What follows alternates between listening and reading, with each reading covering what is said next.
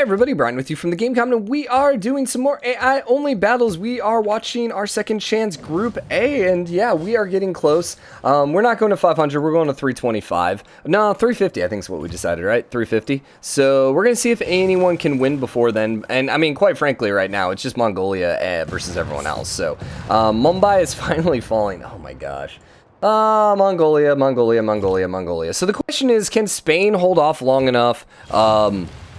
I mean, I don't see Spain, like, I just think it's going to be Mongolia and America. I don't really see any other way for it to happen. Unless somehow India just flips the script here and starts killing all of Mongolia's troops, but that just seems very unlikely. And you can see here that, you know, they're just taking more and more cav as well. So, they are rolling out with musketmen, though. Musketmen will help. Like, musketmen are going to do a lot of work against the Mongolian Varu. Musketmen will actually also be able to win against the knights. However, musketmen are weaker than cav. Yeah, cav are 62. So the musketmen... there goes Mumbai. But it's going to be hard for them to take any city that's garrisoned with a musketman, I would think. Here's the other problem. They just have so many troops. So, bright side is, we had no lag last episode, so I'm hoping that's going to continue on this episode, which means, you know, we can probably go a little longer. I cut the last episode a little on the short side just because I wanted to see whether or not it was lagging. I didn't want to waste like a half hour and then find out it lagged out and I had to re-record it again. So, we'll probably keep this one a little closer to 30. We'll probably end up finishing this round next episode, and then the episode, and then that episode will also probably start the next group stage, is my assumption. Now, there is a small chance that Mongolia makes it all the way over to America, and then America doesn't end up in second place by turn 350. So even though we could just say, why are we even doing this right now? It's going to be America versus, you know, Teddy, or Gandhi. Sorry, Mongolia and Teddy is the 1 and 2. There is still chances that that doesn't happen. Also, too, India's still in second. Nope, never mind. Literally, as I said it, they got flipped. Here's the other problem, Mongolia. Oh, God. Yeah, and there goes Wonders. There's 30 points right now, less for India. So India, man, dude, they just dropped. Like, keep in mind, they were in first place before this war, right? Yeah, I'm pretty sure they were in first place, and it's just terrible. Now, Mumbai flipped, and, well, okay, these cities are going to flip back. Huh. We'll see. Mongolia is going for the jugular here, though. They are going all the way down to Delhi, the capital. Now, they might peace out when they get Delhi. There's a chance that they'll peace. But they're also working on the Jabalpur. So we'll see if they peace out this turn or if they're going to keep pushing. India's pushing at them. India, you know, attacked the bombard, but did absolutely no damage. So that means they probably don't have really strong range strength units. Probably only archers still at this point, which is why it's not going to do hardly any damage to the bombard corps. Did you peace out? Doesn't look like it. So he's going to keep pushing then on India. He did peace out Scythia? What? He peaced out Scythia. It took 6 years, but he finally peaced out Scythia. Okay, so we got a new era. Well, it's easier to look at this way. So, India, Scythia, both in Dark Ages. Lautaro, Spain, and Genghis Khan all in a normal age, and America is in a golden age. That's probably not good for Spain. Yeah. They don't have that much loyalty pressure, mostly because America never took Antioch. If America would have just freaking taken Brussels and Antioch, this would be a different game right now. So there is a chance if Mongolia ends up piecing out India here, that these cities just all flip right back to India. And if that happens, that's going to be a lot of error score, and that might put them right back up. I don't know. They dropped all the way to 475. I mean, they're 200 points down now, but we'll see. And Ishik's actually about to flip as well. Wow. Yeah, this went really terribly for them. That one's still flipping to India, but it doesn't look like it's going to stay that way. Then again, Delhi just flipped, so I don't know. There's a lot of loyalty things happening over here. We'll see how this works. Also, how did Delhi end up with full freaking walls? Freaking deity, man. Did you build walls in, like, one turn? I mean, that's what I think happened. I think they built up the walls in one turn. It also kind of looks like they pieced, because all the ints just teleported. Yeah, they just pieced out India. So, are they going to be able to hold on? I don't know. They're losing both of these cities. And if they both flip back to India, I don't know. But the Ishik's going to actually flip before either of those go free city. So that's going to be a little bit less pressure. So these guys aren't going to flip quite as quickly. This also has a long time before it flips back to India. So a lot of the loyalty pressure got taken away. They still have the Jabalur, which, you know, is pretty big. So that's putting a little decent amount of pressure. Mapuche now has enough tourists over me. Whatever, congratulations. Let's look at everything else. No one's doing anything with science yet. Culture victory. Teddy is up to 11, but he's got a long way to go. Domination, yeah, it doesn't really matter. And then religion, I suppose you could say there's a chance. Is it likely? Not really. 1,700 troops. Oh my. So Mongolia has more troops than the rest of the world combined. Okay, Mongolia has more troops than the rest of the world combined and doubled. Run for the hills. Oh my gosh. Oh my gosh. So if you ever want to see why people consider Mongolia scary in this game, here you go. Here you go. Also, how did you flip and immediately you're going to flip back to India? That doesn't seem right. And also, you guys are still down to 1 turn. Well, Free Cities are currently winning. Free Cities might be in, like, 2nd place at this point.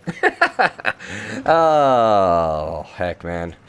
Oy, oy, oy, oy, oy. America rolling around with freaking Rough Riders. Let's go. Rough Riders. Oh, crap. I can't think of the rap. Rough Rider. I don't even remember this. What is it? American unique unit. Culture is earned from kills. Plus 10 combat strength when fighting in hills. It's just a straight up unique unit, and it upgrades to modern armor. Okay. 67 melee strength. Compare that to infantry, which is 70. But infantry's a class ahead, I think. Rough Riders are like World War II era. I don't actually have access to them. We could see what they were in. What were they in? Rough Rider. Rough Rider. I don't know enough about, you know, I don't remember every single thing about every single class. So you're in Rifling. Rifling is the one where you get the Rangers. So, ugh. So yeah, this is like World War II or World War I era, where infantry is more like World War II era. Yeah, ish. Because tank is here, and tank started World War I, but that's more of a World War II tank. That's not a World War I tank. So it would be kind of interesting if they would add in, like... And I know they're actually extending the tech tree so that they're just adding another era in the end, but I would love to see, like, this whole medieval through industrial area fleshed out. Maybe add another era in there, like a Great War era, because we really don't have any World War I tech. You know, Rough Riders are probably the closest thing. They wouldn't be World War II because infantry would have to be World War II at that point. So that's why I would love to see that maybe a little more in here. Also, like, early tanks would be really cool to see as well. And, I mean, Cav kind of fits because Cav was still pretty heavy in World War I, but then it did get upgraded to, like, World War I tanks. So, you know, you could have, like, a whole nother level of tanks here, which might be really interesting. You know, field cannons, this was, like, more Civil War era, where World War I was not quite the machine gun. Kind of a mix. It wasn't quite the machine gun. It was like early machine guns. Although machine gun's a little more World War II as well. Although the machine gun in this case is more like modern era. I guess it's a little World War II. I suppose. Yeah, anti-air. Yeah, this is still more World War II. Yeah. I just feel like that World War I era is just like really condensed. Because it's like between Renaissance and Industrial. And I guess technically Industrial is World War I. But isn't infantry industrial?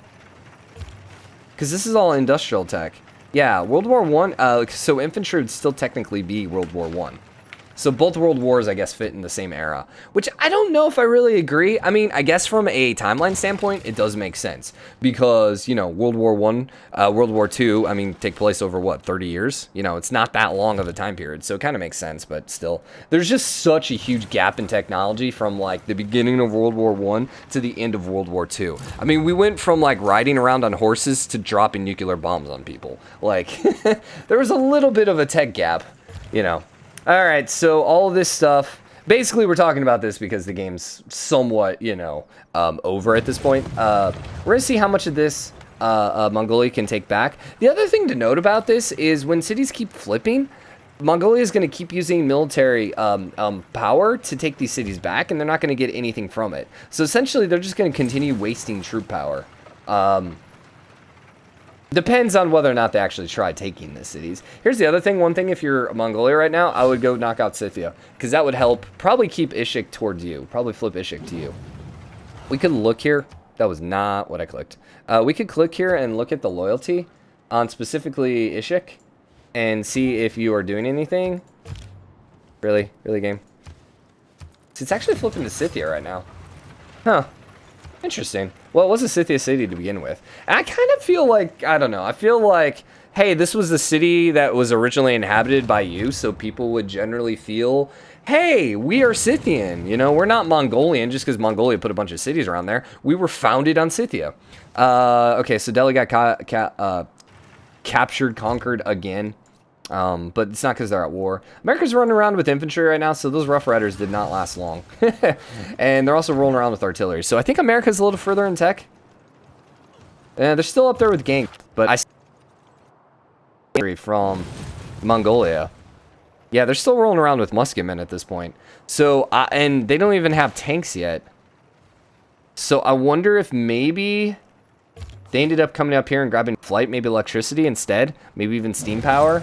Versus this bottom part of the tree. That might be what ended up happening.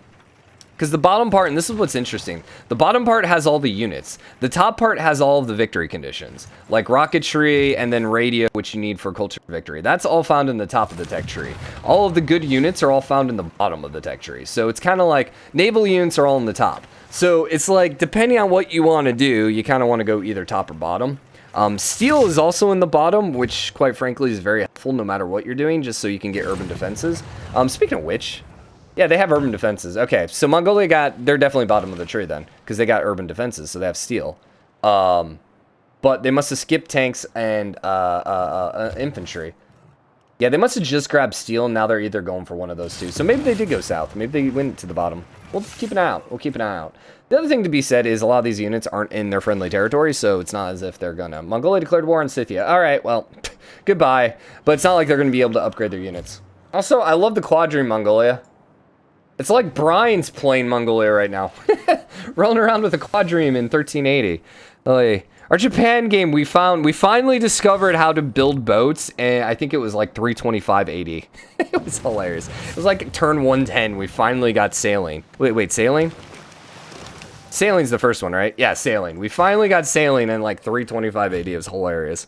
We just didn't need it, and it was a Pangaea map, so... Oh, no, that was Macedonia, wasn't it? That wasn't Japan, that was Macedonia. Yeah, no, Japan we need it. We need boats in Japan. Okay, Mongolia's conquering pretty much everything except Mumbai. They are still rolling around with field cannons, and there's our tanks. Okay, so Mongolia's about to get really scary because they're about to get a bunch of tanks out. Even more scary. They're up to 2k strength now. America's at 600. If I'm Spain, I am like crapping my pants right now, just because you got America and you got Mongolia. Both on either side, and yeah. At least if you are Spain, Mongolia seems like they're going to be a little distracted for a little bit. I'd imagine they're probably going to go push on India here as well. Next. Can we talk about Mapuche? Like, and this is what I'm talking about. Mapuche has a legit chance to get second place if Mongolia just keeps going east. There's a legit chance. They just keep going east, take over Spain, eventually hit at USA before turn 350. And Mapuche is just like, yeah, they forgot about us. We win. Oy. Although I would imagine because America is so late tech that they would put up at least a halfway decent fight with Teddy. With Genghis. I say that knowing full well they're probably just going to get crapped on like everyone else in the game because they have stupid amounts of troops. But we shall see. We shall see. We shall see. Delhi is probably getting close to flipping, and it looks like we are at war again with India. Or did... What? Did Lautaro declare war? Lautaro declared war. You sneaky man. Although, why are you going for this one? Why aren't you going here? Like, what are you doing right now? I don't even understand. Huh. I mean... Yeah? Are you going to be able to hold on to any of the cities? No. But, hey, props for being bold, I guess. The downside with that is, you know, all of a sudden they lose a bunch of military troop counters. Does Mongolia immediately look at it and be like, all right, well, we can conquer them. Let's declare war. It's not like they would even be able to put up a fight, though. They are rolling around with a bunch of pikemen, but I don't think pikemen are going to do much against tanks. You know, we can kind of figure this out. Tanks, pikemen, tanks are at like 65 or something. Pikemen are at 41. Tanks are at 80. So that is one hit range. Yeah, that's one hit range. Even with the plus 10 in the pikeman, that's probably 2 hit range at minimum. Probably still 1 hit range. So yeah, which makes sense. You know, it would be a little weird to watch a tank die to a pikeman, but you know. I think it would be interesting. I think they need to do like a scenario or a mod where like units just like, you don't have to worry about being out-teched or something like that. Because it's not as if World War I all of a sudden we saw people rolling around with pikemen. You know, for the most part, technology is spread pretty evenly. You know, every once in a while, someone will get like an advantage in tech and they'll be able to, you know, pop out with a slightly better unit. But it usually doesn't last for long. Like America with the nuclear bombs in World War II. It's not like they held on to it for a super long time before other people got nukes. I knew at one point when other people, because who was the second one? Wasn't it Britain? Who was the second country to have nuclear bombs? I don't really want to Google this. Who was the second country to have nukes? Second country. Nuclear weapon timeline. Soviet Union. Oh yeah, that would actually make sense, wouldn't it? Second bomb, UN calls for elimination of them. So Soviet Union tested in 1949, when America first did the first test in 45. So Soviet Union was 4 years behind. I guess I kind of don't think of the Soviet Union because, I don't know, I was kind of thinking of other people other than Soviet Union. UK was 1952, so they were 3 years after that. All right, so we all learned something today. Unless you already knew that, and then you didn't learn anything. America is in a golden age once again. India's in a dark age again.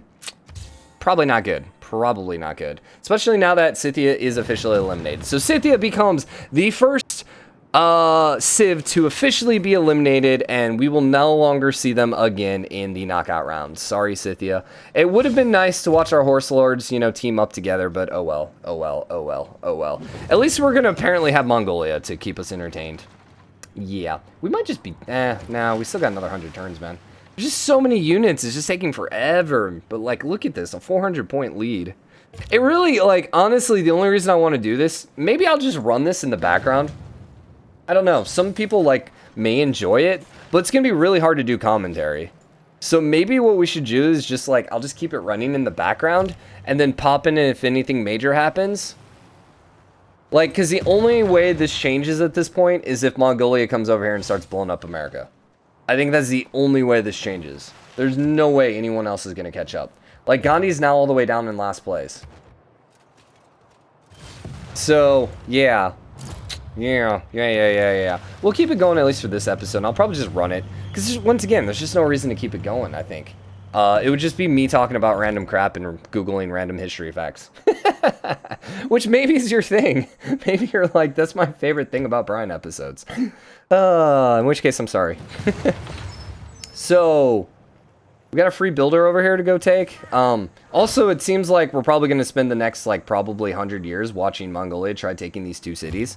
And then failing miserably because they're just going to keep flipping because, you know, loyalty is this, a strange and hard mechanic. I don't want to say it's a stupid mechanic, but it's definitely one of the more difficult mechanics to work with. And I've talked about this before. The one thing I would absolutely love to see is I would love to see a governor that basically, like, maybe it's Victor, and maybe it's not even a level 1 promotion. Maybe it's one of the last promotions. Basically, all it does is keep a city from flipping. So if you put him inside a city, that city will never flip, no matter how bad the loyalty is. That would 100% change domination games, because domination games right now can be so annoying because you're basically just going back and retaking the same cities 15 times. Especially if you're like warring across the continent or something where you have no pressure. It's not so bad when you're just doing neighbors and stuff like that. And like, let's be honest, Mongolia could have done this in a slightly better way so that there wouldn't have been so much loyalty pressure. Like maybe if they would have come over here and got Calcutta and Bangalore.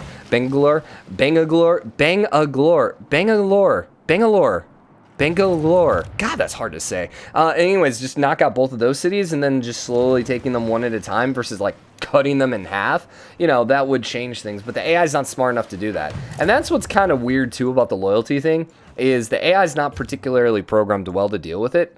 So a lot of times, especially in these AI series, you will see the AI bum rush the capital and then immediately lose the capital in a couple, like they'll bypass a couple cities that are easier to take and go straight for the capital and then lose the capital, you know. America, once again, already captured Madrid, so I don't know if they're going for Zaragoza right now because it's the new capital, or if it's just because they're on the borders, but that one's going to get knocked out here really quickly. The artillery dude is just dominant. I mean, you have an artillery army at this point. Like, that is just crazy powerful. And Spain doesn't, they have Renaissance walls. I don't know if those were Renaissance walls. I didn't get a good glance at them. No, it looks like they're just medieval walls. Mongolia went and captured Mumbai again. Are you going to hold on to it? You're actually going to hold on to it, though, this time. Okay. And these guys might be flipping. Here, if they went and grabbed... Well, Agra's pretty small, right? Yeah, Agra's only size 6, so there's a chance that they'll start holding on to these cities now. As they cap them. Also, I don't know why the turn timers keep stopping, but... How long have we been on this episode? 20 minutes. Okay. We'll keep going a little bit longer. But yeah, like I said, I would love to see a governor that basically keeps loyalty, keeps your city from flipping. I think that would change it. The other thing, and I would love to see, is I loved how culture loyalty, I think worked, I think it was Civ 4, Civ 5, where yeah, cities would flip, but it was kind of one of those things where it was like you almost had, like almost how religion works, where you have X number of citizens in a city belong to a certain culture group. I think that would be a much better way so that, hey, Mongolia came and took these 2 cities, but guess what? They're not going to have any civilian presence. But the longer that they hold it, the more people they'll have, and the easier it is going to be to hold. The other thing I would love to see is, it also doesn't make sense where you could literally have like 100 units surrounding the city and the city flip. Like, that doesn't make any sense. You know, garrisoning units and stuff like that should hold the city. Maybe it's like you put a unit inside the city, and if it's in rebellion, quote unquote, your unit takes damage as time progresses. And eventually, if he dies off and there's no one in the city, then yeah, guess what? The city will flip. Like, maybe it's like 50 damage or something pretty high. But you should be able to, like, pretty much, like, resist, you know? And, I mean, that's true. Like, and every once in a while, okay, you know, we see civilians overthrowing large militaries, but a lot of time, if you have a large military and you're basically, you know, stopping people from fighting, they're not going to just, you know, keep fighting. So Delhi says it's flipping back to India. We'll see. Chennai is actually staying Mongolia now. Okay. So, yeah. And is he at war yet? He's still peacing, right? Yeah, they're still peaced. I guess our Great Mapuche War of the 1400s failed. All right. How's the America War going? Pretty good. Pretty good. Are they going to take Cordoba? Looks like it. I mean, they got the double artillery, but they don't have any melee units nearby. Are they still at war? No, they peaced out. And they're going to hold on to Seville. So, yeah, I mean, there's really, like, nothing. Like, Lautaro is now in 3rd place. If only we said we were going to advance 3 civs, man. Oh, my gosh. Lautaro would totally be making it right now. And that would just be hilarious. That would just be great.